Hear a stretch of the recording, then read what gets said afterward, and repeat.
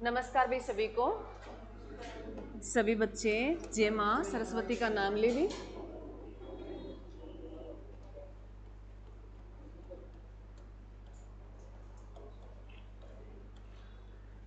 क्या पढ़ रहे हैं हम? इकोनॉमिक्स।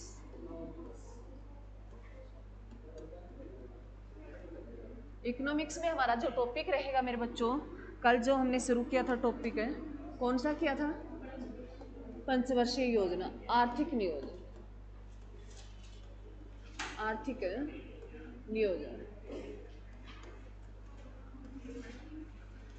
इसमें जो कल हमने बताया भी आर्थिक नियोजन जो ये है कैसे निकल के आया भी, क्या हमें एक देश हमारा आजाद होने के बाद हमने कौन से शुरू किया था? 5 ईयर प्लान किया था। क्या किया था मेरे बच्चों? 5 ईयर प्लान। इस 5 ईयर प्लान को बातें नहीं दी। आर्थिक नियोजन में आप जो हम पढ़ेंगे 5 ईयर प्लान, जो मोस्ट इंपोर्टेंट है, एग्जाम में पूछी ही जाती है।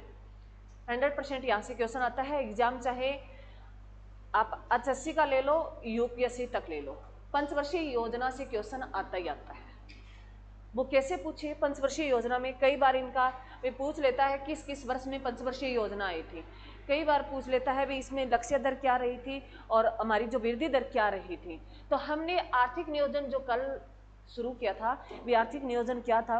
ये था मेरे बच्चों भी एक देश चलाने के लिए हमने पूर्व निर्देश, हमने जो जैसे उद्देश्य होते हैं हमारे और उस तक पहुंचने के लिए जो प्लान बनाना होता है वो इसमें बताता है भी एक अर्थव्यवस्था चलाने के लिए क्या क्या किस किस पे हमें सबसे ज़्यादा फोकस करना चाहिए और काम करना चाहिए। और उसमें जो है आर्थिक नियोजन से इसके उद्देश्य क्या थे? रोजगार में वृद्धि, आर्थिक समृद्धि और जो सामाजिक और आर्थिक असमानताओं में कमी करना। क्लियर है मेरे बच्चों? उसके बाद जो हमने कल एक पंचवर्षीय योजना, जो कितनी पंचवर्षीय योजना आई है मेरे बच्चों, और इनको पंचवर्षीय योजना को लागू कौन करता है मेरे बच्चों? कौन करता है? योजना आयोग। कौन करता है मेरे बच्चों? योजना आयोग। एग्जाम में बहुत बार क्वेश्चन आया है भी योजना आयोग जो है इसकी स्थापना कब की गई थी? योजना आयोग की स्थापना कब की गई थी? 15 मार्च 1950 को की गई थी मेरे बच्चों। अब इस योजना आयोग ने इसको समाप्त कब कर दिया गया? पंचवर्षीय योजना आयोग को 15 अगस्त 2014 को इसको क्या कर दिया गया था? समाप्त कर दिया गया था। क्योंकि उस दिन जो है ये लाल किले पर राष्ट्रीय ध्वज जो फहरा रहे थे प्रधानमंत्री नरेंद्र मोदी, तो उन्होंने घोषणा की भी हम योजना आयोग को खत्म करने जा रहे हैं, उसकी जगह कुछ जल्द ही तुम्हें देखने को मिलेगा। और उन्होंने फिर बाद में घोषणा की भी 1 जनवरी 2015 को क्या आ गया था? योजना आयोग की जगह नीति आयोग आ गया था। ये एग्जाम में क्वेश्चन आता है। तो कल हमने फर्स्ट पंचवर्षीय योजना कर ली थी। जो फर्स्ट पंचवर्षीय योजना थी मेरे बच्चों वो क्या थी? फर्स्ट पंचवर्षीय योजना में, पंचवर्षीय योजना की अगर बात करें, इसका पूछता है इसका टाइम पीरियड क्या रहा था फर्स्ट पंचवर्षीय योजना का? तो क्या रहा था मेरे बच्चों? हाँ जी, 1 अप्रैल 1951 से लेके और 31 मार्च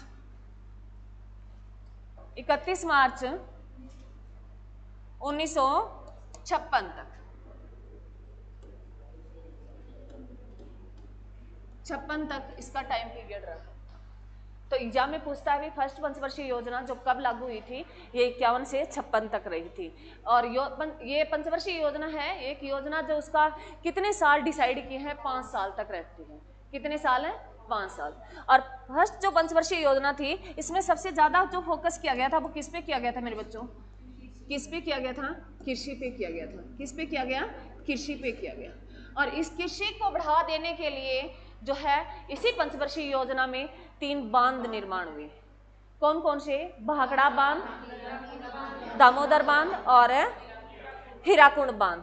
और जो मैंने आपको बता दिया था अभी किस किस नदी पर, जो भाखड़ा बांध है वो सतलुज नदी पे था और हीराकुंड बांध था वो महानदी पर था और दामोदर बांध जो था वो दामोदर नदी पे था।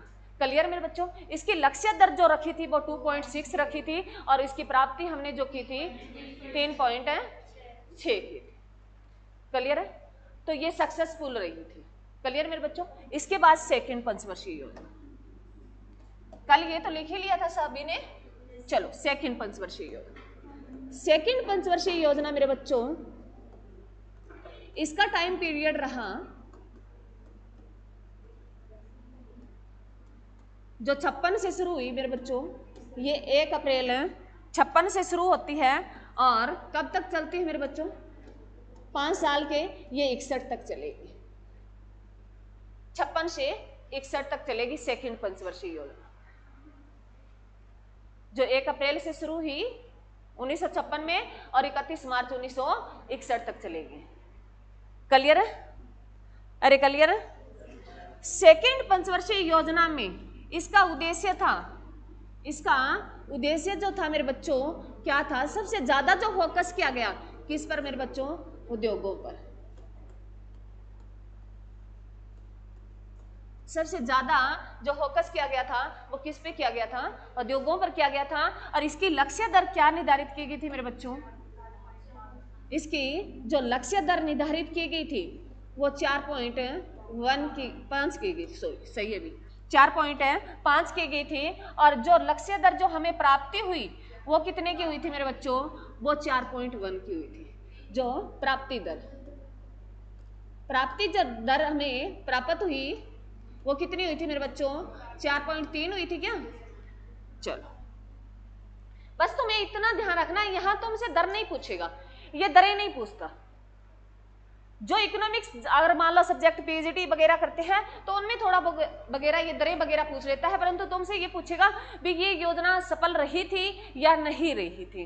तो फर्स्ट और सेकंड जो योजना रही थी वो सफल योजना ही रही थी। तो इसमें सबसे ज्यादा जो फोकस किया गया, इसका मॉडल जो तैयार किया था मेरे बच्चों, सेकंड पंचवर्षीय योजना का जो मॉडल तैयार किया था वो किसने तैयार किया था मेरे बच्चों, पीसी महालनोबिस ने किया था। मॉडल जो इसका तैयार किया था वो किसने किया था, पीसी महालनोबिस ने किया था। पीसी महालनोबिस ने किया था मेरे बच्चों।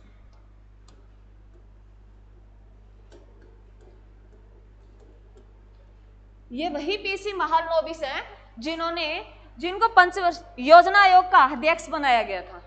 फर्स्ट है योजना आयोग का जो है ये ढांचा तैयार करने वाला, पीसी महालनोबिस ने योजना आयोग का क्या किया था मेरे बच्चों, पूरा ढांचा तैयार किया था भी कैसे कैसे योजना आएगी, उस पर कैसे कैसे तुम्हें काम करना है। वही पीसी महालनोबिस है जिन्होंने सेकंड पंचवर्षीय योजना का पूरा प्रारूप तैयार किया था, मॉडल तैयार किया था। जो सबसे ज्यादा किस पे फोकस किया गया, उद्योगों पर किया गया। और पीसी महालनोबिस का संबंध कहां से है मेरे बच्चों, कोलकाता से है। और इसी पीसी महालनोबिस की जो जयंती है हम कौन से डे में मनाते हैं, राष्ट्रीय सांख्यिकी दिवस, जो कौन सी तारीख होती है मेरे बच्चों, 29 जून को। मैंने तुम्हें पीछे लिखवा दिया, परंतु जो बच्चे बार बार लिखोगे तुम्हारी क्लियरिटी आती जाएगी। 29 जून को हम कौन से क्या बनाते हैं, राष्ट्रीय सांख्यिकी दिवस बनाते हैं। और जो सांख्यिकी का अगर हेडक्वार्टर पूछे तो कहाँ पड़ता है मेरे बच्चों, कोलकाता में पड़ता है। कहाँ पड़ता है, कोलकाता में पड़ता है मेरे बच्चों। इसी दौरान इसी सेकंड पंचवर्षीय योजना में 3 जो इस्पात संयंत्र स्थापित किए गए। जो सबसे बड़े जो है इसमें पूछता है भी इस्पात संयंत्र किस पंचवर्षीय योजना में स्थापित किए गए थे, तो सेकंड पंचवर्षीय योजना में इस्पात संयंत्र स्थापित किए गए थे। इस्पात संयंत्र, ये इस्पात संयंत्र स्थापित किए गए थे किस पंचवर्षीय योजना में, सेकंड में। और परंतु कितने किए गए थे, 3 किए गए थे मेरे बच्चों। फर्स्ट लिखो भिलाई का है, भिलाई है। ये भिलाई जो मेरे बच्चों पड़ता है ये कहाँ पड़ता है, ये छत्तीसगढ़ में पड़ता है। कहाँ पड़ता है मेरे बच्चों, छत्तीसगढ़ में पड़ता है। कहाँ पड़ता है, छत्तीसगढ़ में पड़ता है। और ये किस देश की सहायता से लगाया गया, किस देश की, यूएसएसआर। किसकी सहायता से, यूएसएसआर। ब्रैकेट में रूस लिख लेना मेरे बच्चों, ब्रैकेट में रूस लिख लेना, क्योंकि कई बार वो रूस ना देके यूएसएसआर दे देता है, तो ब्रैकेट में रूस लिख लेना, क्योंकि रूस भी यूएसएसआर का हिस्सा है ना। पूरा सोवियत संघ जो है, सोवियत जो संघ है उसका हिस्सा है कौन है, रूस। उसके बाद जो सेकंड जो मेरे बच्चों शुरू किया गया था, दुर्गापुर। कौन सा मेरे बच्चों, दुर्गापुर। दुर्गापुर वाला इस्पात संयंत्र जो है कहाँ है मेरे बच्चों, ये वेस्ट बंगाल में है। कहाँ है? वेस्ट बंगाल में है, पश्चिम बंगाल में है। कहाँ है? पश्चिम बंगाल में है। और अगर बात करें भी ये किस देश की सहायता से, दुर्गा जो महारानी का रूप लेती है, तो कहाँ की? ब्रिटेन की महारानी होती थी ना, अरे विक्टोरिया, कहाँ की रानी होती थी? ब्रिटेन की होती थी। तो दुर्गापुर जो है वेस्ट बंगाल वाला किस देश की सहायता से लगा? ब्रिटेन की सहायता से या यूके की सहायता से। ब्रैकेट में ब्रिटेन लिख लेना मेरे बच्चों, ब्रिटेन। क्लियर है? अरे क्लियर है? उसके बाद तीसरा मेरे बच्चों, तीसरा लगा था राउरकेला। राउरकेला जो इस्पात से अंतर लगा था मेरे बच्चों, ये कहाँ लगा? ओडिशा में लगा था, ओडिशा में। ओडिशा में लगा था। और किस देश की सहायता से लगा था? जर्मनी की सहायता से लगा था।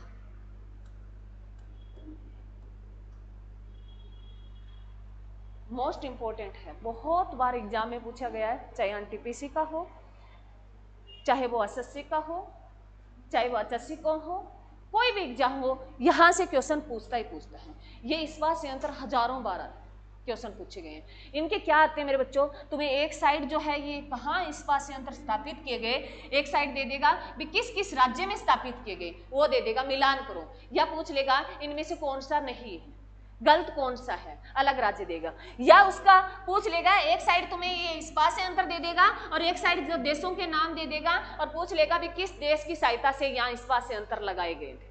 क्लियर है मेरे बच्चों? अरे क्लियर है? चलो, जैसे मेरे बच्चों हर रोज की तरह हम पढ़ते हैं, भी बताओ रूस की राजधानी क्या है मेरे बच्चों? मॉस्को। रूस की राजधानी क्या है? मॉस्को। और यूके की राजधानी क्या है मेरे बच्चों? क्या है? लंदन। क्या है? लंदन। और जर्मनी की राजधानी क्या है? बर्लिन। क्या है मेरे बच्चों? बर्लिन। क्लियर है मेरे बच्चों? यहां से 100% स्टार लगा लो, यहां से क्वेश्चन पूछता है। उसके बाद जो है ये थर्ड जो सेकेंड पंचवर्षीय योजना थी, ये किस मॉडल पर आधारित थी? पीसी महालनोबिस। सबसे ज्यादा फोकस किस पे किया गया? उद्योगों पर किया गया। सबसे ज्यादा फोकस किस पे किया गया? उद्योगों पर। और इसकी जो है लक्ष्य दर क्या रखी थी? 4.5 रखी थी। और प्राप्ति कितनी हुई? 4.1। क्लियर है? और जो इसमें इस्पात संयंत्र स्थापित किए गए, कितने इस्पात संयंत्र स्थापित किए गए थे? 3 किए गए थे। कितने किए गए थे मेरे बच्चों? 3 किए गए थे। और जो है ये जो अलग अलग देशों की सहायता से यहां से क्वेश्चन पूछता है, और राजधानियां याद रखना। अब नेक्स्ट मेरे बच्चों थर्ड पंचवर्षीय योजना लिखो। थर्ड पंचवर्षीय योजना,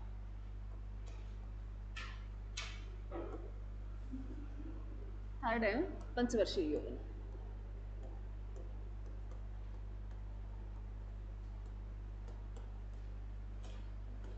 थर्ड पंचवर्षीय योजना का टाइम पीरियड रहा मेरे बच्चों, जो 61 में समाप्त हो रही है क्या? सेकेंड, हाँ 1961 से शुरू होता है इसका और 1966 तक चलता है। कब तक चलेगा? 66 तक चलेगा। इसका जो मॉडल था मेरे बच्चों क्या था? सुखमेव चक्रवर्ती मॉडल था। थर्ड पंचवर्षीय योजना जो आधारित थी वो किस मॉडल पर आधारित थी? सुखमेव चक्रवर्ती मॉडल पर आधारित थी मेरे बच्चों। कौन सा मॉडल है? सुखमेव चक्रवर्ती।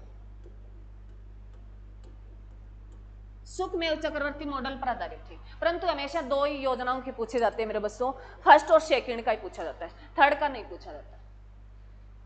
बस 2 ही ऐसी योजना है जिनका मॉडल पूछता है भी किस मॉडल पर आधारित थी। फर्स्ट कौन सी पे? हेरेडोमर मॉडल। सेकंड कौन सी? PC model. और थर्ड कौन सा? सुखमेव चक्रवर्ती मॉडल। इसकी लक्ष्य दर क्या रखी मेरे बच्चों? और इसमें सबसे ज्यादा, चलो इसका पहले उद्देश्य लिखो। इसका उद्देश्य क्या था मेरे बच्चों? इसका उद्देश्य क्या था? आत्मनिर्भरता के साथ, आत्मनिर्भरता के साथ क्या था मेरे बच्चों? आत्मनिर्भरता के साथ स्थायित्व विकास करना, आत्मनिर्भरता के साथ है स्थायित्व विकास करना था।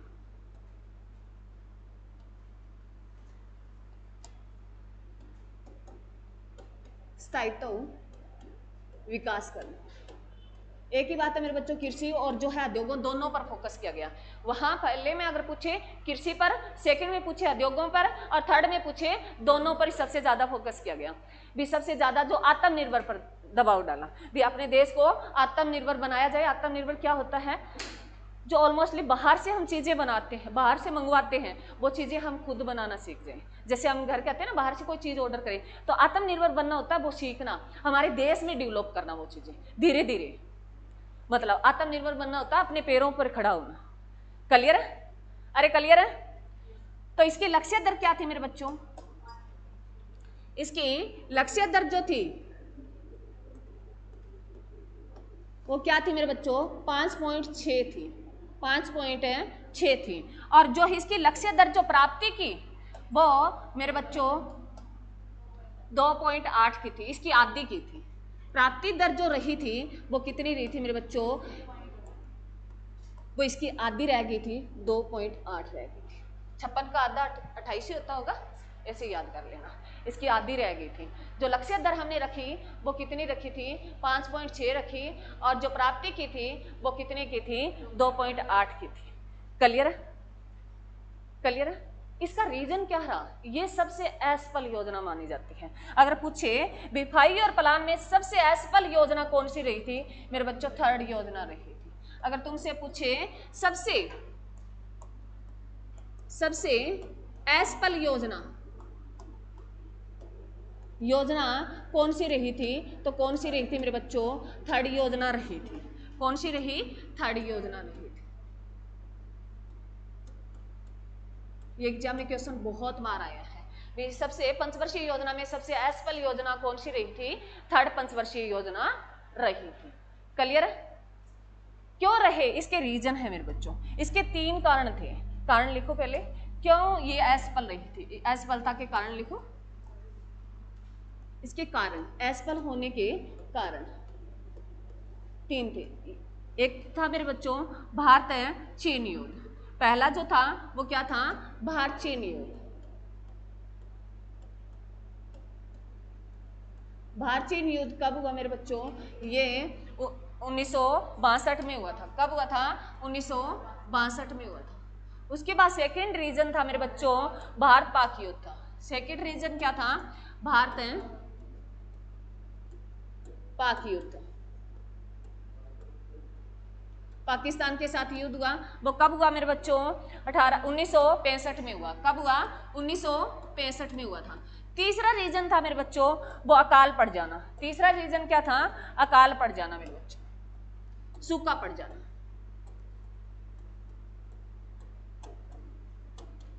सूखा पड़ जाना, अकाल पड़ गया था, सूखा पड़ गया था, कुछ भी लिख लो, सूखा पड़ गया या अकाल पड़ गया, एक ही बात है। तो ये 3 रीजन रहे थे। पूछ सकता है अभी थर्ड जो पंचवर्षीय योजना थी असफल होने के उसके कितने कारण थे? 3 कारण थे। कौन कौन से? भारत चीन युद्ध जो कब हुआ मेरे बच्चों? 1962 में हुआ। और सेकेंड रीजन भारत पाक युद्ध जो कब हुआ? 1965 में हुआ। और तीसरा रीजन था मेरे बच्चों सूखा पड़ गया, भी अकाल पड़ गया था हमारे देश में, फसलें नहीं हुई। तो हमारी आर्थिक स्थिति थी वो कैसी हो गई थी मेरे बच्चों? निर्दयनीय हो गई थी, दयनीय स्थिति हो गई थी। हमारे पास एक देश चलाने के लिए बहुत सारी चीजें चाहिए, पैसे भी चाहिए, और जनता जो है उनकी मानसिक स्थिति है वो भी अच्छी होनी चाहिए। तो अकाल पड़ गया तो लोग वैसे भी खाने को तरस रहे थे, तो ये ऐसी सिचुएशन बन गई। तो हमारे प्रधानमंत्री ने कहा भी हम पंचवर्षीय योजना से एक बार ब्रेक ले लेते हैं, थोड़ा सा अवकाश, टाइम छुट्टी कर देते हैं। पंचवर्षीय योजना की क्या कर देते हैं? नॉर्मल भाषा में छुट्टी कर देते हैं। छुट्टी को अवकाश बोलते होंगे, अवकाश कर देते हैं। तो उन्होंने 3 वर्ष के लिए क्या लिया? अवकाश ले लिया। उन्होंने एक साल के लिए छोटे छोटे काम किए, मतलब 1 साल के लिए योजना बनाई, उस पर काम किया उन्होंने कहा 5 वर्ष के लिए एजेंडा तैयार करना है तो उसके लिए क्या चाहिए? पैसे चाहिए होंगे। वो पैसे सरकार के पास थे नहीं, तो उन्होंने कहा क्या कर देते हैं, एक बार पंचवर्षीय योजना की छुट्टी कर देते हैं। तो अगर इसमें क्वेश्चन आता है मेरे बच्चों, पहला योजना अवकाश कब आया, पहला योजना अवकाश है जो कब हुआ था मेरे बच्चों, वो लिखो फर्स्ट योजना अवकाश, फर्स्ट योजना अवकाश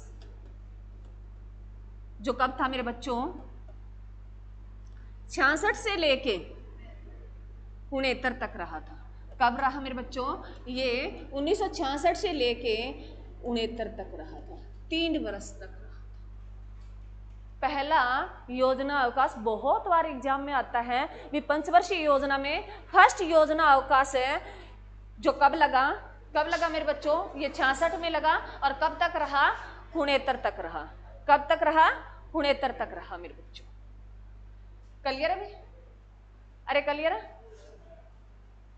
उसके बाद जो है मेरे बच्चों भी ये जो है फर्स्ट, आपके एग्जाम में क्वेश्चन आता है भी फर्स्ट योजना अवकाश का टाइम पीरियड क्या है मेरे बच्चों, 66 से 69 है।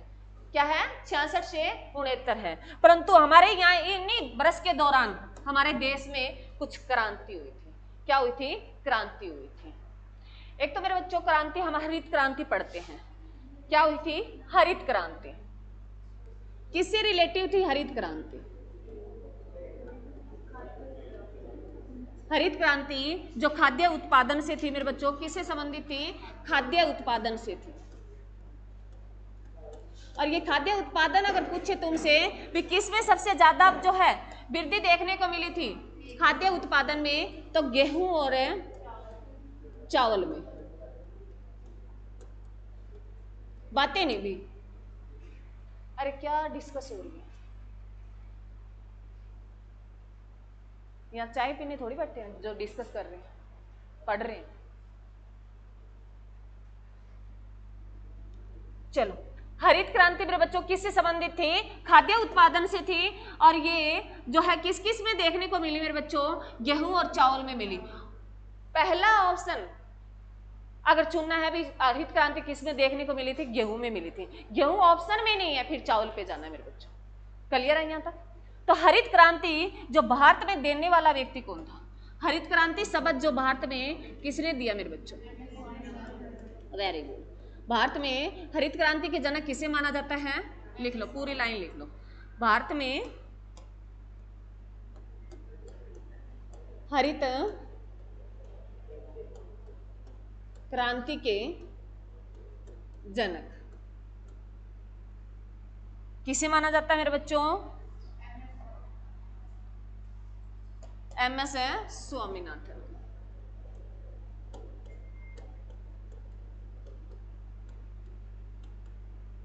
एमएस स्वामीनाथन को किसका जनक माना जाता है, हरित क्रांति का जनक माना जाता है। अब पूछ ले भी हरित क्रांति आई कब थी, कब आई थी मेरे बच्चों, हरित क्रांति पूछी कब आई, 1966-67 में आई थी। ठीक है, 66-67 में आई थी। हरित क्रांति कब आई थी, 1966-67 में आई थी।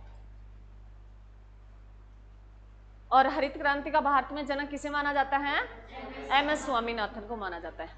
हाल ही में एमएस स्वामीनाथन को कौन सा पुरस्कार मिला था, अगर पूछ ले तुम्हें, एमएस स्वामीनाथन की मृत्यु हुई है मेरे बच्चों 23 सितंबर है 2023 को हुई है, 28 सितंबर, सॉरी 23 नहीं है, 28 सितंबर है 2023 को किसकी मृत्यु हो गई है मेरे बच्चों, एमएस स्वामीनाथन की मृत्यु हो गई है।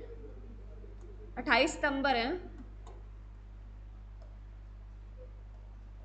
28 सितंबर है 2023 को स्वामीनाथन की क्या हो गई मेरे बच्चों, मृत्यु हो गई।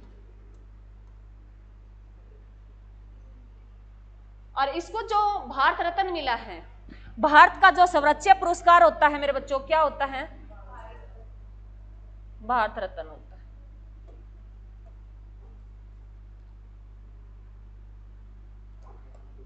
भारत रत्न मेरे बच्चों, भारत रत्न है, भारत का क्या है मेरे बच्चों, सर्वोच्च पुरस्कार है, सर्वोच्च पुरस्कार है। ये जो मिला है 2024 में भारत रत्न, 5 व्यक्तियों को मिला है मेरे बच्चों। कितने व्यक्तियों को मिला है? 5 व्यक्तियों को मिला है।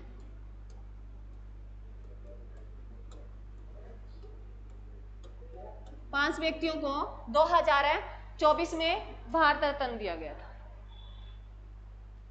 उनमें से उन 5 व्यक्तियों में से एक कौन था? MS स्वामीनाथन था। कौन था? MS स्वामीनाथन थे। 3 तो हमारे जो क्या थे मेरे बच्चों? 2 प्रधानमंत्री थे। अरे बातें नहीं है, बातें क्यों कर रहे हो तुम? MS स्वामीनाथन थे और सेकंड नंबर जो था चौधरी चरण सिंह, जो हमारा पूर्व प्रधानमंत्री रहा चौधरी चरण सिंह, जिन्होंने लोकसभा का एक बार भी सामना नहीं किया था। तीसरा जो व्यक्ति था PV नरसिम्हा राव,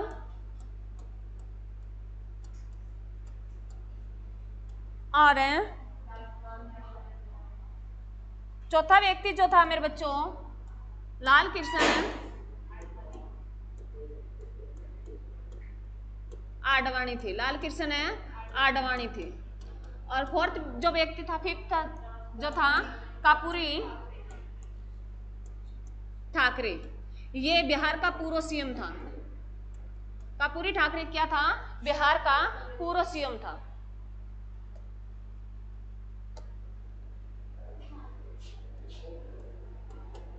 बिहार का पूर्व CM था।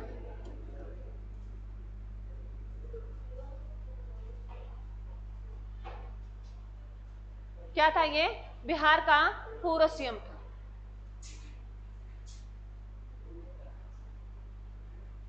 अब मैं दोबारा रिपीट करिए मेरे बच्चों, ध्यान से सुना, सुन लो। जिनको अच्छी तरीके से आता है ठीक है, नहीं आता वो लिख लेना।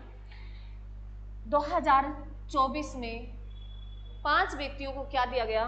भारत रत्न दिया गया। उनमें से एक जो थे हमारे हरित क्रांति के जनक है MS स्वामीनाथन थे। कौन थे? MS स्वामीनाथन थे। उसके बाद जो दिया गया चौधरी चरण सिंह। चौधरी चरण सिंह जिसे क्या बोला जाता है? किसानों का मसीहा बोला जाता है। और इसी चौधरी चरण सिंह की जयंती क्या है? कब मनाते हैं बताओ? किसान दिवस कब मनाते हैं? इसी की जयंती को मनाते हैं। चौधरी चरण सिंह की जयंती को हम किस डे के रूप में मनाते हैं? किसान दिवस के रूप में मनाते हैं। बहुत सारी बातें हैं मेरे बच्चों, मैंने बहुत सारी स्किप कर दी ताकि मैं ये जल्दी करा सकूं। चौधरी चरण सिंह की लिख लो। अरे तुम 23 दिसंबर को हम कौन सी मनाते हैं? अरे मेरे बच्चों 23 दिसंबर को हम किसान दिवस मनाते हैं। 23 दिसंबर को हम क्या मनाते हैं? किसान दिवस मनाते हैं। और वो यही चौधरी चरण सिंह है जिसकी जयंती को मनाते हैं। यही वो चौधरी चरण सिंह है जिन्होंने किस विश्वविद्यालय की स्थापना की थी? ACU विश्वविद्यालय की स्थापना की थी, जो एकमात्र जो सबसे बड़ा एग्रीकल्चर यूनिवर्सिटी है, जो कहाँ पड़ती है? हिसार में पड़ती है, जिसकी स्थापना कब की थी? 2 फरवरी 1970 को की थी। क्लियर है? इसी के नाम पर है। अब ACU उसको बोला जाता है। क्लियर मेरे बच्चों? अरे क्लियर है? उसके बाद है मेरे बच्चों जो नेक्स्ट मैंने लिखा है प्रधानमंत्री नरसिम्हा राव। ये दोनों प्रधानमंत्री रहे हैं, भारत के पूर्व प्रधानमंत्री रहे हैं। ये क्या रहे हैं? भारत के पूर्व प्रधानमंत्री रहे हैं। नरसिम्हा राव वही हैं जिन्होंने 1991 में क्या किया था मेरे बच्चों? जो LPG आई थी उसमें सबसे ज्यादा जो योगदान रहा था मनमोहन सिंह के साथ, वो किसका रहा था? नरसिम्हा राव का रहा था। और यही वो नरसिम्हा राव है जिन्होंने बैंकिंग पद्धति में सबसे ज्यादा सुधार किए थे। नरसिम्हा राव ने सबसे ज्यादा सुधार किसमें किए थे? बैंकिंग जो दरें थी उसमें सबसे ज्यादा जो सुधार किया वो किसने किया मेरे बच्चों? नरसिम्हा राव ने किया। तो एग्जाम में आता है जो बैंकिंग सुधार कमेटी जो है, समिति जो बनाई गई थी, वो किसके नेतृत्व में बनाई गई थी? नरसिम्हा राव। बैंकिंग सुधार समिति किसने बनाई थी? नरसिम्हा राव ने बनाई थी। और इन्होंने बैंकिंग सुधार में क्या किया था मेरे बच्चों?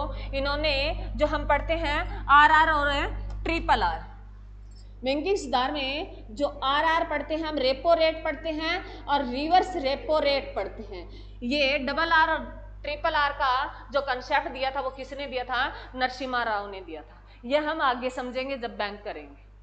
अब तुम्हें इतना ही ध्यान रखना है भी डबल आर क्या है, रेपो रेट है, और ट्रिपल आर क्या है, रिवर्स है रेपो रेट है। क्लियर है मेरे बच्चों? ये कंसेप्ट देने वाले कौन थे? नरसिम्हा राव थे। कौन थे? नरसिम्हा राव थे। उसके बाद है भी लाल कृष्ण आडवाणी है, ये तुम्हें पता है भाजपा का जो बुजुर्ग व्यक्ति अभी यही है, जो बेचारा सोच रहा था मैं प्रधानमंत्री बनूं या राष्ट्रपति बनूं, कुछ भी नहीं बना। उसके बाद जो है ये कर्पूरी ठाकरे को मिला था, क्योंकि ये क्या रहा था, बिहार का पूर्व सीएम था। कर्पूरी ठाकरे क्या था? बिहार का पूर्व सीएम था। क्लियर है मेरे बच्चों? अरे क्लियर है? चलो उसके बाद सुनो, यहां यही लिख लो, भारत रत्न मैंने पहले नहीं पढ़ाया ना तुम्हें, तो एक बार छोटी सी इसके बारे में एक बात और है मेरे बच्चों को, लिख लो भी भारत रत्न की शुरुआत भारत में कब हुई थी? भारत रत्न की शुरुआत भारत में कब हुई थी? 1954 में इसकी शुरुआत हुई थी मेरे बच्चों। भारत रत्न की शुरुआत कब हुई थी? 1954 में हुई थी। और 1954 में जो भारत रत्न दिया गया था वो कितने व्यक्तियों को दिया गया था? 3 व्यक्तियों को दिया गया था। कितने व्यक्तियों को दिया गया था? 3 व्यक्तियों को दिया गया था। 3 व्यक्तियों में कौन था? एक है, कौन था अभी बताओ? एक सीवी रमन थे, लिख लो, एक है सीवी रमन थे, सीवी रमन थे, वैज्ञानिक थे। एक है राजगोपालाचार्य थे। एक कौन थे? राजगोपालाचार्य थे। ये राजगोपालाचार्य कौन थे? राजगोपालाचार्य जो थे वो क्या थे? भारत के पहले गवर्नर और भारत के पहले वायसराय। दोनों ऑप्शन दोनों दे सकता, वो चाहे वायसराय पूछे, भारत के पहले भारतीय पूछे, याद रखना क्वेश्चन में पूछेगा पहला भारतीय गवर्नर कौन था, तो कौन था? राजगोपालाचार्य था। अगर पहला वायसराय पूछ ले भारतीय तो कौन था? राजगोपालाचार्य था। एक और कौन था मेरे बच्चों इसके साथ? Very good way. और दूसरा तीसरा व्यक्ति जो था वो डॉक्टर राधा कृष्णन, सर्वपल्ली राधा कृष्णन। राधा कृष्णन लिख लो, छोटा यहाँ थोड़ी जगह ना, राधा कृष्णन लिख लो, जिसके जन्मदिन को हम कौन सा डे मनाते हैं? टीचर्स डे मनाते हैं, जो आने वाला है 5 सितंबर को। 5 तारीख जो है 5 सितंबर को कौन सा डे मनाते हैं? टीचर्स डे मनाते हैं, वो इसी की जयंती को मनाते हैं। क्लियर है? याद है मेरे बच्चों? ये 3 पूछता है, स्टार्टिंग वाला पूछता है और वर्तमान में किसको दिया वही बात पूछता है तुमसे। क्लियर है? तो भारत का सर्वोच्च पुरस्कार कौन सा है? भारत रत्न है। कौन सा है? भारत रत्न है। और सेकंड पूछे तो सेकंड कौन सा है मेरे बच्चों? पद्म विभूषण है। लिख लो, लिखो मेरे बच्चों, सेकंड अगर पूछे भारत का सर्वोच्च पुरस्कार लिखो। फर्स्ट कौन सा? भारत रत्न। मैं लिख देती हूं दोबारा, फर्स्ट है भारत रत्न। भारत के सर्वोच्च पुरस्कार लिख लो, साथ लिख लो। सेकंड कौन सा है मेरे बच्चों? ये फर्स्ट है, सेकंड कौन सा है? पद्म विभूषण। और थर्ड कौन सा है? पद्म भूषण। और फोर्थ कौन सा है? पद्मश्री।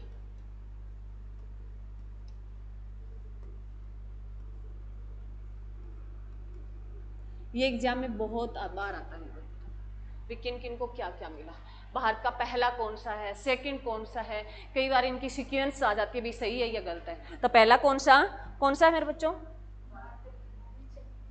ये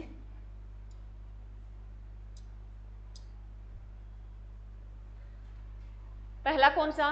भारत रत्न। सर्वोच्च पुरस्कार में पहला कौन सा? भारत रत्न, जो 1954 को शुरुआत हुई थी। सेकंड कौन सा? पद्म विभूषण। और थर्ड कौन सा? पद्म भूषण। और फोर्थ कौन सा? पद्मश्री। क्लियर मेरे बच्चों? अरे क्लियर है? क्या पढ़ रहे थे हम? क्या पढ़ रहे थे? भूल गए? फर्स्ट है योजना अवकाश। क्या पढ़ रहे थे मेरे बच्चों? फर्स्ट योजना अवकाश। उसमें जो किसकी शुरुआत हुई थी मेरे बच्चों? हरित क्रांति की शुरुआत हुई, वहां से हम लगे थे। तो इसके साथ एक लाइन और नोट कर लो भी, अगर तुम्हें यहां तो मैंने लिखा दिया भी भारत में हरित क्रांति के जनक किसे बोला जाता है? हम में से स्वामीनाथन को बोला जाता है। अगर विश्व में पूछ लिया हरित क्रांति का विश्व में हरित क्रांति का जनक जो है किसे कहा जाता है मेरे बच्चों? नॉर्मन बोरलॉग को। बहुत बार एग्जाम में आया है। किसको कहा जाता है? नॉर्मन बोरलॉग को बोला जाता है। क्लियर है? अरे क्लियर है? चलो, इसी के साथ एक 1969 में एक घटना और घटती है अभी, जो बहुत बार एग्जाम में आती है। 1969 में क्या हुआ था मेरे बच्चों? बहुत बार एग्जाम में पूछा गया है भी 1969 में कितने बैंकों का राष्ट्रीयकरण कर दिया गया था मेरे बच्चों? 14 बैंकों का। 14 बैंकों का राष्ट्रीयकरण कर दिया गया था मेरे बच्चों। राष्ट्रीयकरण कर दिया गया था। 14 बैंकों का राष्ट्रीयकरण कब किया गया मेरे बच्चों? 1969 में किया गया था। और ये राष्ट्रीयकरण क्या बल्ला है मेरे बच्चों? राष्ट्रीयकरण होता है मेरे बच्चों, मैंने तुम्हें बताया भी, हमने जैसे हम पढ़ रहे थे भी हमारे देश की अर्थव्यवस्था कैसी है, मिश्रित है। पहले हमने सबसे ज्यादा फोकस किया था वो समाजवाद भी किया था, धीरे धीरे फिर हम पूंजीवाद की तरफ झुकाव होने लगे हमारा। तो इसमें क्या था, इंदिरा गांधी की सबसे बड़ी भूल ये थी, इंदिरा गांधी की एक इमरजेंसी लगा देना और एक ये बैंकों का राष्ट्रीयकरण कर देना। क्योंकि इंदिरा गांधी ने 2 बार बैंकों का राष्ट्रीयकरण किया गया है। एक बार आगे कब करेगी वो? 1980 में करेगी। कब करेगी? 1980 में कितने बैंकों का करेगी मेरे बच्चों? 6 बैंकों का राष्ट्रीयकरण करेगी। 6 बैंकों का राष्ट्रीयकरण करेगी। ये कितने बैंकों का राष्ट्रीयकरण हो गया? 20 बैंकों का। कितने बैंकों का हो गया? 20 बैंकों का। क्या है मैं बता देती हूँ राष्ट्रीयकरण क्या होता है। मैंने जब तुम्हें मैं पढ़ा रही थी, मान लो तो हमारे देश की नीति थी भी, जब कोई, चाहे कोई उद्योग हो चाहे कोई बैंक हो, अच्छा मुनाफा ले रहा हो, उन्होंने कहा मान लो अगर 100 रुपए से आप ज्यादा मुनाफा ले रहे हो, चाहे बैंक हो या उद्योगपति हो, भी उनको कहा भी कोई फैक्ट्री या कोई भी उद्योग कोई बैंक लगा रखा है तो हमारी एक टारगेट था भी, उन्होंने एक सीमा डिसाइड कर रखी थी भी, इससे ज्यादा कोई बेनिफिट कमाता है ना उसको सरकार के अंडर ले लो। वो सरकारी कहलाने लग जाता था। क्या कहलाने लग जाता था? सरकारी। और सरकारी तंत्र में चाहे वो कुछ भी हो, कोई काम हो, सरकारी तंत्र में एक बार आ गया तो काम नहीं करना। क्या नहीं करना? काम नहीं करना। आपने देखा होगा प्राइवेट स्कूल और गवर्नमेंट स्कूलों के हालात क्या होते हैं। प्राइवेट स्कूलों में टीचरों को सैलरी कम दी जाती है और बिल्डिंग होती है वो बहुत अच्छी होती है। और गवर्नमेंट स्कूल में बिल्डिंग कैसी होती है? सबसे रद्दी होती है और टीचरों को सैलरी दी जाती है वो सबसे हाई दी जाती है ना। वो सरकारी तंत्र है। वैसे ही था भी, उद्योग जो बेनिफिट कमा रहा था वो उद्योग, क्योंकि बेनिफिट कौन कमाता है? उद्योगपति कमाता है। अरे वो जितना हम कमा रहे हैं हमारे अंडर आ रहा है ना। सरकार ने कहा भी अगर तुम्हारा राष्ट्रीयकरण हो जाता है, अगर तुम मान लो 100 रुपए कमा रहे हो तो उसमें से 51 रुपए हमें देने होंगे। अब भाई 100 बड़ी मुश्किल से कमाए जाते हैं, 51 रुपए सरकार ले ले तो उसके पास कितने बचे? 49 बचे। तो वो क्यों काम करेगा? बेनिफिट के लिए क्यों भागेगा वो? तो इस धीरे धीरे वो फिर बैंकों ने काम करना छोड़ दिया था। और यही हालात क्या रहे मेरे बच्चों? 1991 में जाके जो है वित्तीय संकट पैदा कर देता है। उसके बाद इनमें छूट दी गई थी। तो बैंकों को जितना तभी कहा है, कई बार आप सोचते हो, कई बार आपने सुना हो, जैसे मतलब इलेक्शन का टाइम आता है तो चर्चाओं में बहुत आता है भी प्रधानमंत्री ने फलानी चीज बेच दी, अब तो सारा कुछ जो है निजीकरण करने जा रहे हैं। निजीकरण क्या होता है मेरे बच्चों? प्राइवेट हाथों में सौंप देना। प्राइवेट हाथों में इसलिए सौंपा जाता है क्योंकि वो चीजें जो है सरकारी तंत्र में आ गई, वो उसका नुकसान हो रहा है, उससे पूरी भरपाई नहीं कर रही, जितना उसको देना चाहिए उतनी वो आय नहीं दे पा रही, तो मजबूरी में, क्योंकि उसके खर्चे पूरी नहीं हो रहे, इसलिए उसको निजीकरण में डालना पड़ता है मेरे बच्चों। कोई भी चीज हो, तभी आपने सुना होगा धीरे धीरे ऐसे आ रहा है भी आने वाले टाइम में जो स्कूल है गवर्नमेंट स्कूल वो भी प्राइवेट कर दिए जाएंगे। क्योंकि प्राइवेट स्कूलों में क्या होता है मेरे बच्चों? जो प्राइवेट जो है वो क्या सोचता है? लोगों का खून सोचता है और लोग वहां काम करते हैं। गवर्नमेंट में चले जाए ना, काम नहीं करते। तो ये ध्यान रखना भी, राष्ट्रीयकरण क्या होता है? सरकारी तंत्र में आ जाना। उसका 51% हिस्सेदारी किसकी बन जाती है? सरकार की बन जाती है। क्लियर है? तो ये हुआ था मेरे बच्चों। क्लियर है? एग्जाम में सिंपल पूछता है भी, जो 14 बैंकों का राष्ट्रीयकरण कब किया गया, 8 बैंकों का कब किया गया और किसके शासन में किया गया? प्रधानमंत्री कौन थी? दोनों के टाइम में प्रधानमंत्री कौन थी? इंदिरा गांधी थी। लिख सकते हो। चलो, उसके बाद है मेरे बच्चों जो है 4th है 5 ईयर प्लान। देखो 4th है पंचवर्षीय योजना।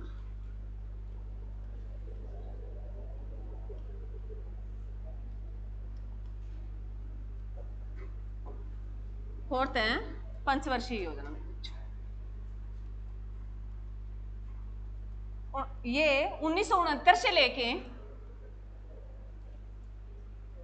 ये कब तक चलेगी मेरे बच्चों? 1974 तक चलेगी। कब तक चलेगी? 69 से ये 74 तक चलेगी।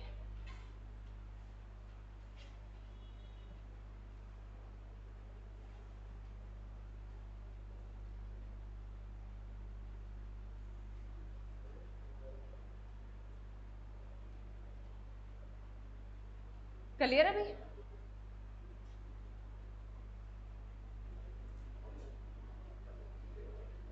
अरे क्लियर है? चौथी पंचवर्षीय योजना का टाइम पीरियड क्या रहेगा? 1969 से लेके ये 74 तक चलेगी। और मेरे बच्चों ये जो मॉडल था, ये कौन सा मॉडल था मेरे बच्चों? डीपी मॉडल था। फोर्थ जो पंचवर्षीय योजना जो थी वो कौन से मॉडल पर थी? मॉडल लिख लो, डीपी मॉडल था। डीपी मॉडल था। और इसकी लक्ष्य दर क्या रखी थी मेरे बच्चों? लक्ष्य दर क्या रखी थी बताओ? 5.7 रखी थी। और प्राप्ति कितनी हुई थी? प्राप्ति दर की बात करें तो कितनी हुई थी मेरे बच्चों? 3.3 हुई थी। कितनी हुई थी? 3.3 हुई थी। बस तुम्हें यहां जो है फर्स्ट 3 जो हायर प्लान है वो 3 जो स्टार्टिंग के मैंने 3 करवाए, उसके बाद योजना अवकाश कराई, उसमें जितनी भी तुम्हें बातें बताई वो सारी की सारी एग्जाम में पूछी गई है। यहाँ फोर्थ के बाद ये क्या पूछेगा?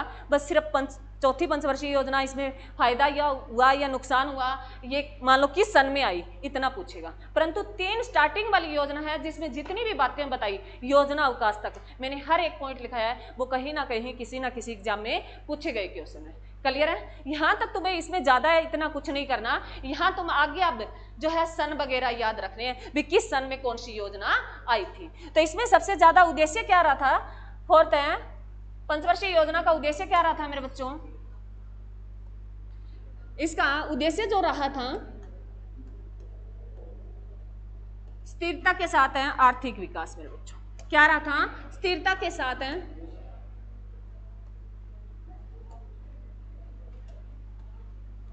स्थिरता के साथ है के साथ आर्थिक विकास।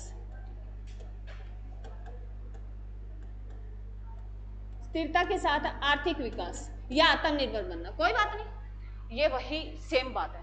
विकास करना स्थिरता के साथ वही थे भी कृषि और उद्योग पर फोकस करना।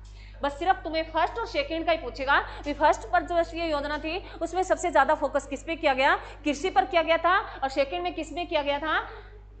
उद्योगों पर किया गया था। थर्ड उसके बाद यही पूछेगा सबसे ज्यादा इन दोनों पर किया गया था भी आर्थिक विकास को बढ़ावा देना। मेन मकसद क्या था पंचवर्षीय योजना को? आर्थिक विकास को बढ़ावा देना, आर्थिक समृद्धि में वृद्धि करना, रोजगार के अवसरों को बढ़ाना, आर्थिक और सामाजिक असमानताओं को कम करना, यही इनका मेन उद्देश्य था। क्लियर है मेरे बच्चों?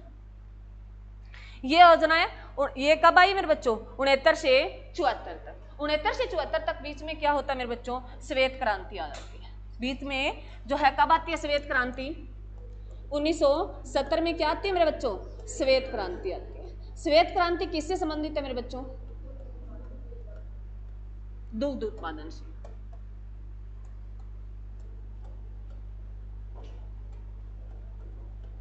और श्वेत क्रांति के जनक किसे माना जाता है मेरे बच्चों? अगर तुमसे पूछ ले भी श्वेत क्रांति के जनक है किसे कहा जाता है, तो वर्गीज कुरियन मेरे बच्चों, वर्गीज कुरियन को कहा जाता है। वर्गीज कुरियन को क्या कहा जाता है? श्वेत क्रांति के जनक कहा जाता है। इसी वर्गीज कुरियन ने 1970 में क्या चलाया था मेरे बच्चों? ऑपरेशन फ्लड चलाया था। क्या चलाया था? Operation flood.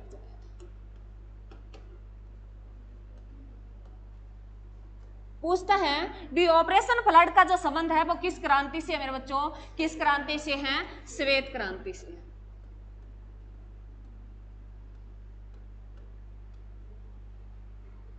ऑपरेशन फ्लड का संबंध है किस क्रांति से है? श्वेत क्रांति से। और किसने दिया ऑपरेशन फ्लड? वर्गीज कुरियन। अब एक मैंने कल तुम्हें बताया था ऑपरेशन संस्कार किसने चलाया? राजस्थान ने। कौन सी वर्ष के बच्चों को सुधारने के लिए? 18 से 24 वर्ष के। क्लियर मेरे बच्चों? इसी में मैंने एक सन और लिखा है 1974। 1974 को क्या घटना घटी थी मेरे बच्चों?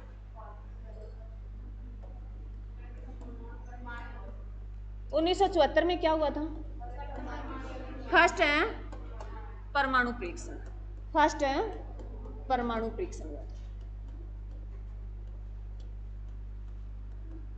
पूछता है एग्जाम में भी फर्स्ट परमाणु परीक्षण हुआ था उस टाइम प्रधानमंत्री कौन थी? तो फर्स्ट परमाणु परीक्षण हुआ था उस टाइम में प्रधानमंत्री कौन थी? हमारी इंदिरा गांधी थी।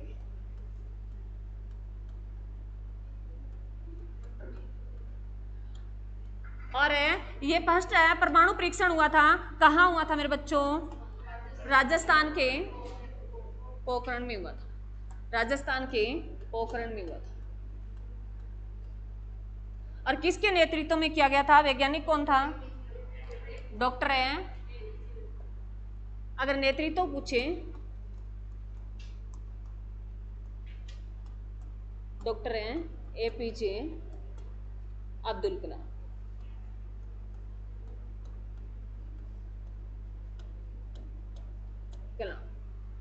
किसके नेतृत्व में हुआ था मेरे बच्चों? Doctor APJ Abdul Kalam. Clear मेरे बच्चों? अब जो फर्स्ट आगे मेरे बच्चों इसी के साथ लिख लो, सेकंड लिख लो, क्योंकि आगे जब आएंगे हम रिपीट कर देंगे। 2 परमाणु परीक्षण हुए हैं मेरे बच्चों। फर्स्ट कब हुआ है? 1974 में हुआ था। और इसको क्या नाम दिया गया था? स्माइल बुद्धा। क्या नाम दिया गया मेरे बच्चों? स्माइलिंग बुद्धा। बुद्धा दिया गया, स्माइलिंग बुद्धा इसको नाम दिया गया था। क्लियर मेरे बच्चों? सेकंड परमाणु परीक्षण लिख लो, इसी के साथ लिख लो। दूसरा परमाणु परीक्षण हुआ मेरे बच्चों वो 1998 में होगा। सेकंड परमाणु परीक्षण, बातें नहीं। सेकंड परमाणु परीक्षण है जो कब होगा मेरे बच्चों? 1998 में होगा।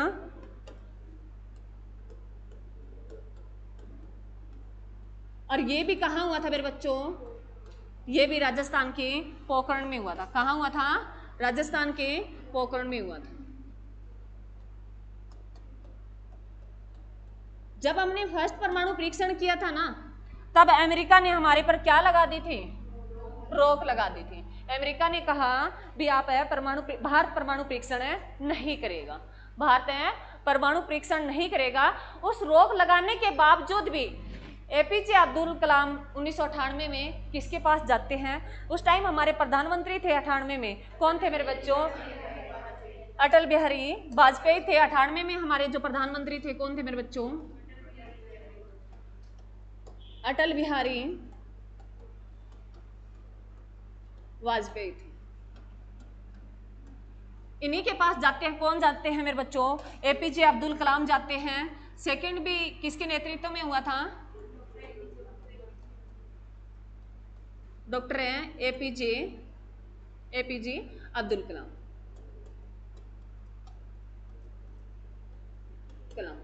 ये जाते हैं आडवाणी के पास। ये आडवाणी क्या, बीजेपी के वाजपेयी के पास। वाजपेयी को कहते हैं भी हमें सेकंड परमाणु परीक्षण करना है। तो वाजपेयी ने कहा भी कोई बात नहीं, करो आप, संभाल मैं लूंगा भी, क्योंकि यूएसए ने रोक लगा दी थी। तो इनके मन में था भी यूएसए कुछ सख्त कोई कानून ना बना दे। तो उन्होंने कहा भी हमें करना है। तो कहते हैं बहुत सारे जो प्याज होते हैं ना वो लाए गए वहाँ, उसकी बदबू बहुत होती है और उसका धमाका भी बहुत दूर तक सुनाई देता है भी परमाणु परीक्षण करते हैं। तो उन्होंने कहा भी कोई बात नहीं, स्थिति मैं संभाल लूंगा। छुप के सेकंड परमाणु परीक्षण किया गया था। जो एक देश अटल बिहारी वाजपेयी के बारे में मानते हैं भी सबसे बड़े जो अच्छे प्रधानमंत्री रहे, उनका नेतृत्व के बारे में बोला है भी। रोक टोक लगाने के बाद भी उन्होंने कहा भी देश हमारा, साइंस हमारी, हम टेक्नोलॉजी लेके आ रहे हैं, दूसरे देशों को क्या दिक्कत है, वो भी तो कर रहे हैं ना। तो उन्होंने कहा भी करो आप, मैं सब कुछ संभाल लूंगा। तो उन्होंने दूसरा परमाणु परीक्षण जो किसके नेतृत्व में हुआ था, वो अटल बिहारी, नेतृत्व तो कौन कर रहा था, एपीजे अब्दुल कलाम कर रहा था, परंतु उस टाइम प्रधानमंत्री कौन थे, अटल बिहारी वाजपेयी थे। कब हुआ, 98 में हुआ। क्लियर है। वो रोक, ये रोक मैंने क्यों बताई, क्योंकि ये 74 के बाद रोक लग गई थी, वो अब जनवरी में यूएसए जो हाल ही में चर्चाओं में रहा है, अभी यूएसए, अरे चर्चाओं में चल रहा है, कौन चल रहा है, डोनाल्ड ट्रंप चल रहा है। कौन चल रहा है, डोनाल्ड ट्रंप चल रहा है। यूएसए का जो राष्ट्रपति कौन है मेरे बच्चों, राष्ट्रपति है कौन से नंबर का है, डोनाल्ड ट्रंप, 47वें नंबर का है डोनाल्ड ट्रंप, डोनाल्ड ट्रंप 47वें नंबर का। इन्होंने कहा भी भारत को हम अब जो है जनवरी, डोनाल्ड ट्रंप ने कहा जनवरी 2025 से भारत परमाणु परीक्षण कर सकता है। इन्होंने कहा वो रोक हम हटाते हैं, अब भारत परमाणु परीक्षण कर सकता है, तो वो रोक अब हटाई गई 25 में, 2025 में जनवरी, 20 जनवरी 2025 को डोनाल्ड ट्रंप है क्या लेते हैं, शपथ लेते हैं राष्ट्रपति की। तो उन्होंने घोषणा कर दी थी भी अब जो है भारत पर परमाणु परीक्षण की पाबंदी थी वो हमें लेते हैं, भारत परमाणु परीक्षण कर सकता है। और हाल ही में किसके लिए ये चर्चाओं में रहा है, बताओ किसके लिए रहा है मेरे बच्चों, टैरिफ के लिए। टैरिफ क्या होता है, टैरिफ क्या होता है, टैक्स वगैरह होता है जो हम हमारे में यहाँ लगाते हैं भी टैक्स, जो वस्तुओं पे टैक्स लगता है, कोई भी सामान लेके जा रहे हैं, कोई भी उद्योग लगा रहे हैं, कोई वहाँ सामान जा रहा है तो उसके टैरिफ डिसाइड करता है भी। जैसे तो हमारे प्रधानमंत्री, क्योंकि मुद्दा क्या था मैंने तुम्हें बताया भी हमारी जो अर्थव्यवस्था है भारत की, मेरे बच्चों भारत की जो अर्थव्यवस्था है उसका विकास कितनी गति से बढ़ रहा है, 6.5। इसी को रोकना, इसी को मंद करना। अन्य देशों का टारगेट क्या है, मंद करना। अब जो है हमारे सपोर्ट में आया है, चीन भी आया है, कहने को आया, पता नहीं बात में सच्चाई कितनी है, लोग दिखावे के लिए आगे आ जाते हैं, बाद में जो होता है वो तो अलग ही बात है। चाइना हमारे वैसे कभी साथ ही नहीं दिया, परंतु अब कहते हैं भी साथ दे रहा है। इन्होंने कहा भी जो यूएसए कर रहा है वो गलत कर रहा है। उनका टारगेट क्या है, भी अर्थव्यवस्था को चोट पहुंचाना। प्रधानमंत्री के साथ कुछ डील की गई, प्रधानमंत्री ने उनसे मना कर दिया था। ये चर्चाओं में क्यों चल रहा है, क्योंकि प्रधानमंत्री कहते हैं भी अब वो बाहर देश नहीं रहा, भी हमें कभी जरूरत हुआ करती, हमें अब जरूरत हुआ करती थी। सबसे ज्यादा हमारा देश ने साथ दिया है वो रूस ने दिया है। रूस कभी भी हमारे खिलाफ नहीं गया था, रूस कभी भी हमारे खिलाफ नहीं गया था। रूस भी चाहता है हमें वीटो पावर मिले, परंतु चीन और जो है यूक्रेन जिसका हम साथ दे रहे थे, यूक्रेन जिसके बारे में मतलब हमने रूस को ये भी नहीं कहा भी आप मान लो आप युद्ध रोक दो, क्यों नहीं कहा, क्योंकि हमें पता है स्थिति क्या थी। और यूएसए क्या चाहता है, यूएसए का एक टारगेट है मेरे बच्चों, एक संगठन है नाटो। क्या संगठन है मेरे बच्चों, नाटो। ये नाटो में जो कोई देश शामिल हो जाता है तो वो देश मेरा माना जाएगा। तो यूक्रेन किसमें जो है नाटो में जाना चाहता था, रूस कहता भी नहीं जा। आपने, मैंने एक दिन आपको दो भाइयों की बात बताई कि छोटा भाई होता है, बड़ा भाई उसको पाल पोस के बड़ा करता है, उसको सारी सुविधाएं देता है, उसके बाद वो अपनी मन मर्जी करता है तो बड़े भाई को कहीं ना कहीं दर्द होता है, उसके लिए वो कुछ हद तक कदम उठाता है। बाद में जो मानते हैं वो ना मानने वो अलग बात है। क्लियर है। अरे तुम्हें याद रखना है भी टैरिफ जो है कितना लगाया यूएसए ने, याद इतना तो कर ही लो, कितना लगाया है, 50%। 25 अब कौन सी तारीख को, अगस्त को शुरू हो गया, 27 अगस्त से 25% शुरू हो गया, 25 पहले शुरू कर दिया गया था, तो पूरा 50% उन्होंने टैरिफ लगाया है। यूएसए ने कितना टैरिफ लगाया है, 50% लगाया है। क्लियर मेरे बच्चों, अरे क्लियर है, आवाज नहीं आ रही। टैरिफ इनका आगे करेंगे मेरे बच्चों, यहाँ करने लगे ना तो फिर चैप्टर भी अलग हो जाएगा। चलो उसके बाद देखो मेरे बच्चों 5 पंचवर्षीय योजना, जो 5वीं पंचवर्षीय योजना लिखो मेरे बच्चों, 5 तो कर ही लेते हैं ना। 5th है 5 ईयर प्लान।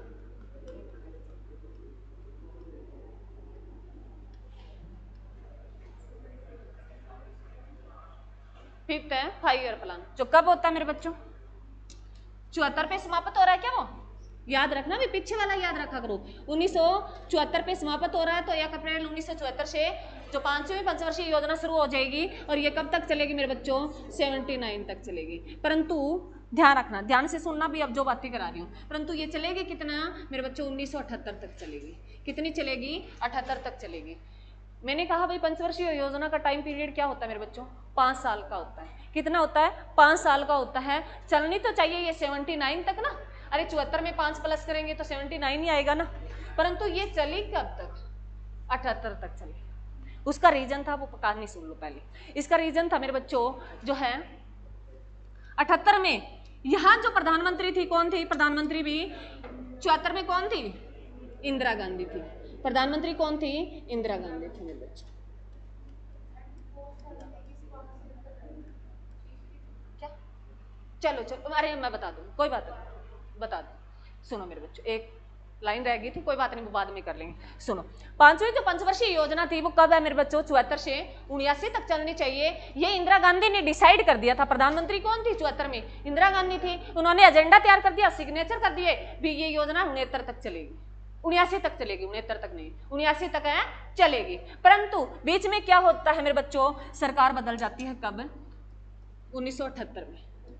78 में सरकार है बदल जाती है। कौन सी सरकार आ जाती है, जनता पार्टी आ जाती है। कौन सी आ जाती है मेरे बच्चों, जनता पार्टी सरकार बन जाती है। प्रधानमंत्री कौन बनता है, मोरारजी देसाई बनता है। प्रधानमंत्री कौन बनते हैं, जनता पार्टी सरकार में प्रधानमंत्री जो बनते हैं वो मोरारजी देसाई बनते हैं,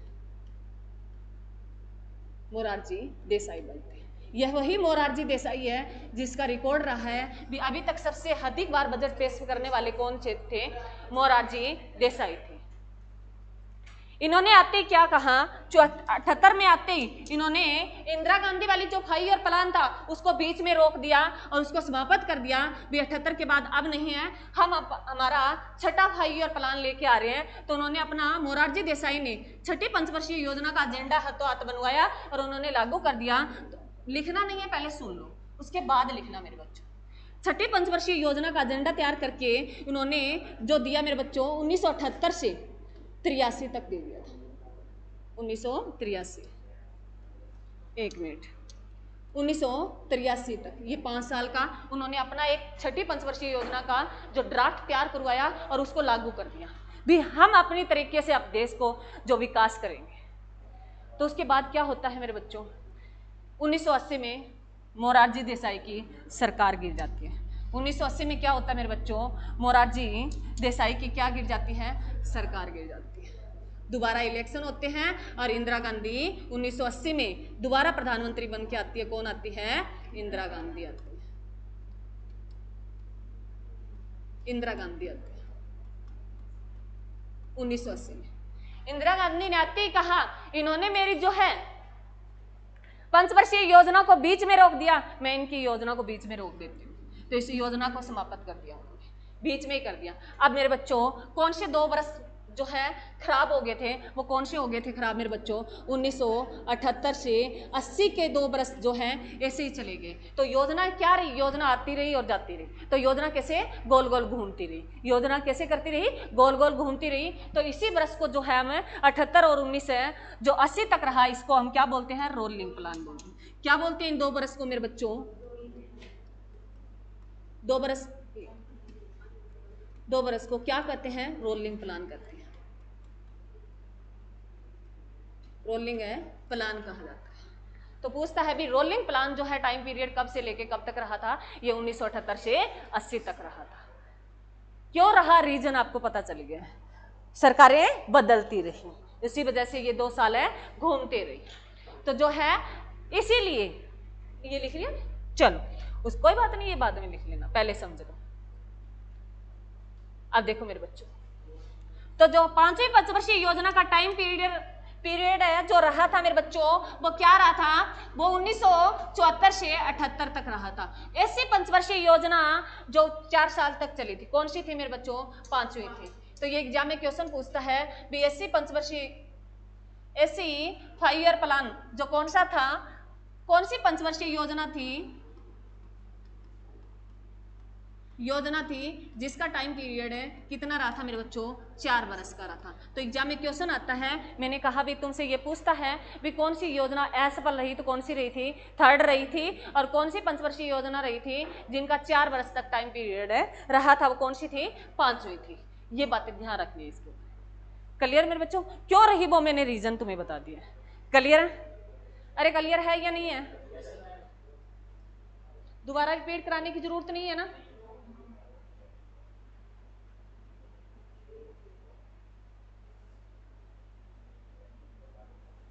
लिखो मेरे बच्चों, इसकी लक्ष्य दर वगैरह तो लिख लो, क्या पता पूछ ले। 5वीं पंचवर्षीय योजना समझ में आई ना। चलो इसकी लक्ष्य दर वगैरह लिख लेते हैं थोड़ा सा। ये तो रटाफिकेशन वाली चीजें होती है, समझने वाली चीज तो मैंने तुम्हें समझा दी। 5वीं पंचवर्षीय योजना,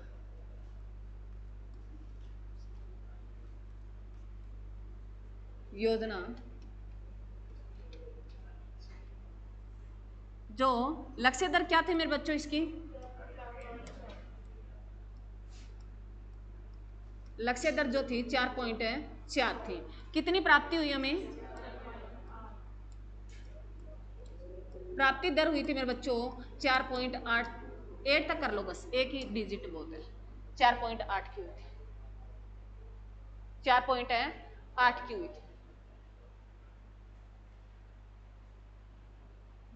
क्या हुई थी, 4.8 की हुई थी। क्लियर मेरे बच्चों, और इसका उद्देश्य क्या रहा था, हाँ ये सबसे इंपॉर्टेंट है, इसका उद्देश्य क्या रहा था मेरे बच्चों, उद्देश्य जो रहा था वो निर्धनता का अनुमूलन, निर्धनता का अनुमूलन, अनुमूलन। और क्या रहा था, क्या रहा था मेरे बच्चों, और है आत्मनिर्भरता,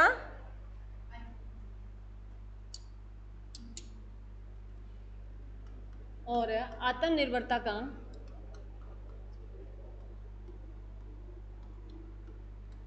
अनुमूलन।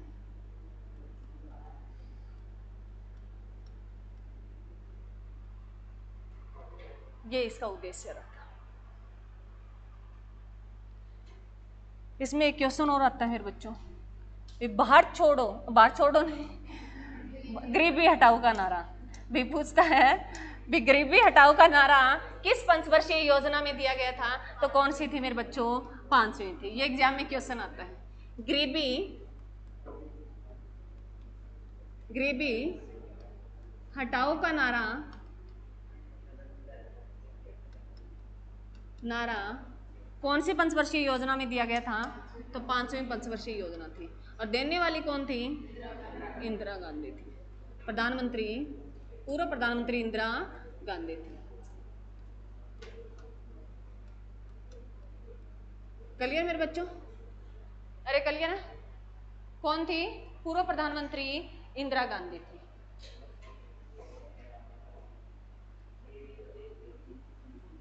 और इसी जो है गरीबी निवारण के लिए इसमें पूछता है कि 20 सूत्रीय कार्यक्रम जो है कौन सी पंचवर्षीय योजना में आया था, तो कौन सी में आया था मेरे बच्चों, 5वीं में आया था। लिख लो, लिखो, गरीबी निवारण के लिए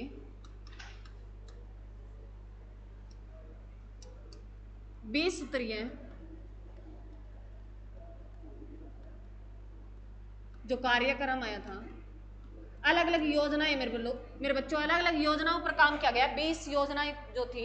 ये सिंपल क्वेश्चन पूछता है भी 20 सूत्रीय कार्यक्रम जो है कौन सी पंचवर्षीय योजना में आया था, कौन सी में आया था मेरे बच्चों, 5वीं में आया था।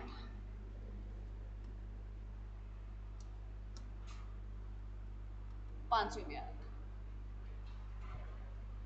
जो 20 सूत्रीय कार्यक्रम जो है सबसे ज्यादा इन्होंने किस पे काम किया, गरीबी हटाओ पे, गरीबी कम करो पे, सबसे ज्यादा फोकस इसका किस पे था, गरीबी कम करना। तो ये सिंपल क्वेश्चन ऐसे पूछा जाता है मेरे बच्चों।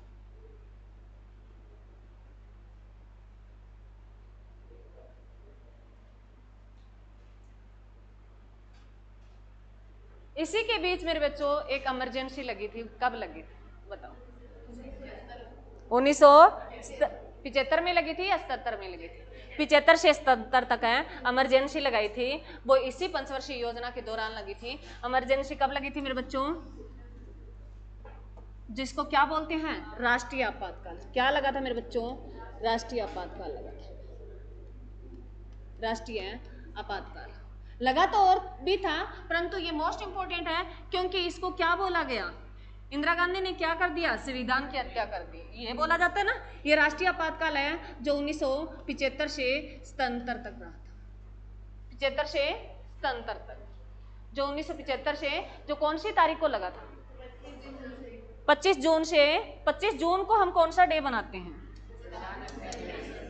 ये मेरे बच्चों जो लगा था 25 जून 1975 से ये सितंबर तक, 21 मार्च है 1977 तक रहा था। कब तक रहा था? 21 मार्च 1977 तक रही थी। इमरजेंसी ये किसके लिए लगाई थी? आंतरिक विद्रोह के बाद। आंतरिक विद्रोह, आंतरिक विद्रोह का नाम बदलकर क्या कर दिया गया मेरे बच्चों? आंतरिक विद्रोह का नाम बदलकर क्या कर दिया गया? सशस्त्र विद्रोह कर दिया गया। इंदिरा गांधी की दूसरी सबसे बड़ी भूल थी वो यही थी। और इसे लिख लेना मेरे बच्चों, 25 जून को कौन सा डे बनाते हैं? संविधान हत्या दिवस। संविधान हत्या दिवस कौन सी तारीख को? 25 जून।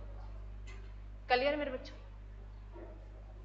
इस 25 जून को ही संविधान हत्या दिवस क्यों मनाया जाता है? क्योंकि मैंने तुम्हें बता दिया है, आंतरिक विद्रोह के कारण इन्होंने कहा भी हमारे देश में अशांति जो है, और किसके राष्ट्रीय आपातकाल लगाता कौन है मेरे बच्चों? राष्ट्रीय आपातकाल कौन लगाता है? राष्ट्रपति लगाता है। देश का प्रेसिडेंट लगाता है, राष्ट्रपति लगाता है, प्रेसिडेंट लगाता है। और इंदिरा गांधी उस टाइम प्रधानमंत्री थी, और जो राष्ट्रपति कौन थे बताओ? कौन थे? कौन थे मेरे बच्चों?